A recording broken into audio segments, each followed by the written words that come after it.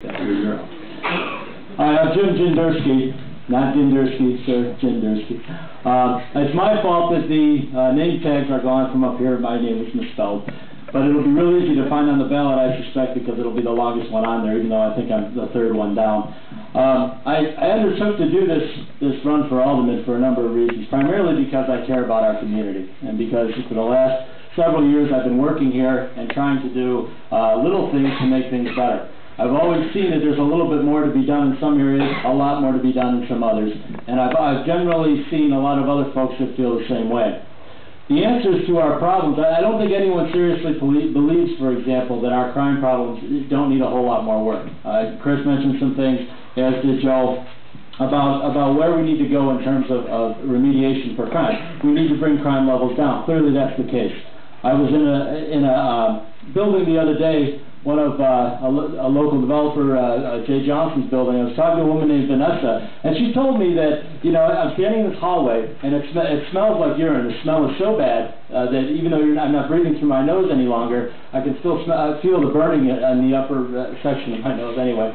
And as I'm standing there talking to this woman, she's telling me that there's a man who sleeps in the vestibule every single night, and she has to throw him out in the morning, that somehow she can't get anyone to either A, change the carpet, or B, remove this individual from the vestibule. She tells me that the 2-year-old child she's holding in her hand was in the arms of her daughter 3 days previous to that, who was 21 years old and had a gun put in her face, and was robbed on the front steps of the same building.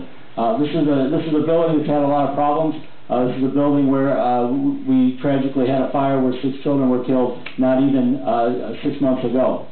We know where the problems are. The challenge for us in Rogers Park, I think, is how we're going to lift up our community entirely. By that I mean we have a lot of folks living in poverty.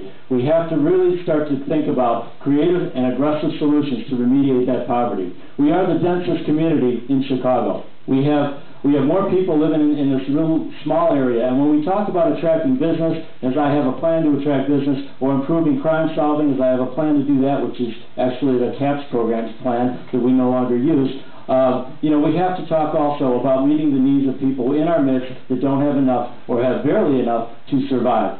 If we are unable to do that, we will continue to have children standing around on street corners with no place to go. One of the biggest complaints I've heard from the police is that when we ask them to push, you know, vagrants hanging around on corners, they say, well, you know, we've got no place to send them. We don't have the accessibility to the mental health services for the folks that are in that situation, and we certainly don't have any place to send the children other than the parks.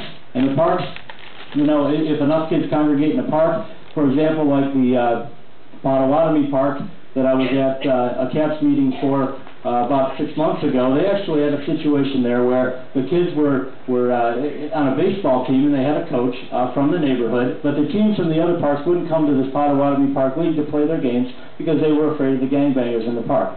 So we've got consistent problems there, but they're very broad and they're very complex. And I think that when I look at what I've done the last couple of years in terms of an aggressive work on healthcare, some work in CAPS, and a few other things, I see a situation where we really need to build our community and lift it from the ground up. That what that means is we need to take on our education problem, as Chris mentioned. I believe that it would be good to get a partnership with Loyola University going, where we would have an opportunity to tutor our children and lift up their ability and expand their ability to finish high school and to get into some kind of college.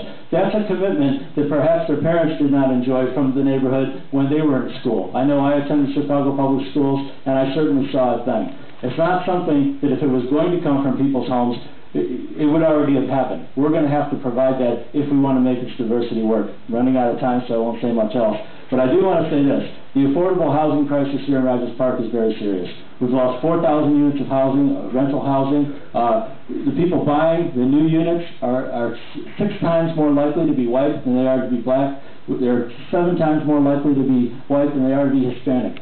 I'm the only candidate here who's pledged not to take any contributions from developers. My opponent, the incumbent, has accepted almost $250,000 from developers in just the last 4 years.